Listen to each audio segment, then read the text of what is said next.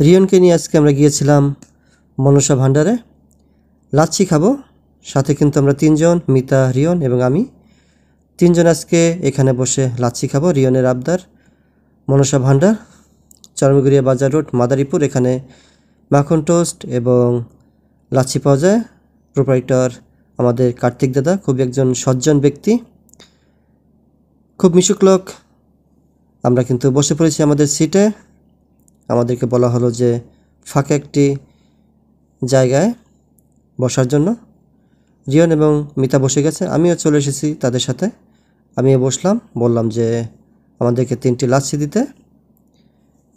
মাখন টোস্ট বলেছিলাম, তারা মাখন টোস্ট খাবে না, শুধু লাচ্ছি খাবে। দোকানটি ঘুরে ঘুরে দেখলাম, অনেক পুরানো দোকান, কিন্তু সব কিছু নতুনের মতো।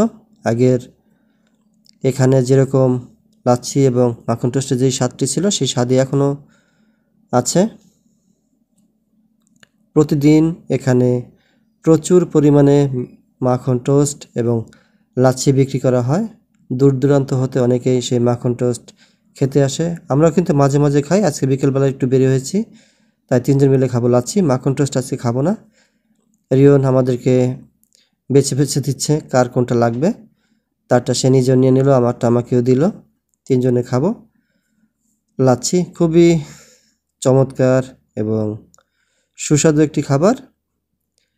আমরা কিন্তু আজকে একটি কাজে বের হয়েছি। রিয়নের স্কুল ড্রেস বানাতে দিয়ে আসলাম। তিনজনে গল্প করছি আর লাচ্ছি খাচ্ছি। রিয়ন কিভাবে খাচ্ছে সেগুলি আমরা খুঁটিয়ে খুঁটিয়ে দেখছি। তিনজন মিলে একসাথে এই লাচ্ছি খাওয়া। এখানে কিন্তু রিয়ন এবং রিয়নের মা মাঝে মাঝেই খেতে আসে, আমিও আসি। বেশিরভাগ রিয়নই আসে এবং রিয়নের মাকে নিয়ে এই দোকানে লাচ্ছি এবং মাখন টোস্ট খেতে আসে। মাখন টোস্ট খাওয়ার পরে আবার পার্সেল হিসেবে বাসায় নিয়ে যায়। বাসায় নিয়ে গিয়ে আবার তারা খাওয়া দাওয়া করে। এই দোকানের প্রায় বয়স 100 বছরের উপরে। দুজন এই দোকানে কাজ করে, কার্তিক দাদা এবং গণেশ দাদা। দুইজন এই দোকানে বসে। সকালবেলা কিন্তু এখানে চিড়ে এবং দই পাওয়া যায়। লাচ্ছি, মাখন টোস্ট, ঘি, এসব খাবার এখানে পাওয়া যায়। আমার খাওয়া প্রায় শেষের পথে। রিয়ন কোন সময় সুযোগ নিয়ে আমাকে ভিডিও করে ফেলছে, আমি নিজেও জানি না। সে বলল, বাবা আমি কিন্তু তোমার ভিডিওটা করা কমপ্লিট, তুমি পরে এসে দেখবা। আমি বললাম যে ঠিক আছে, তুমি কী করেছো? বলছে যে তুমি যে লাচ্ছি খাচ্ছ সেই ভিডিওটা আমি করে ফেলেছি। রিয়ন কিন্তু আগে থেকে একটু বড় হয়ে গেছে, ক্লাস 4-এ পড়ে।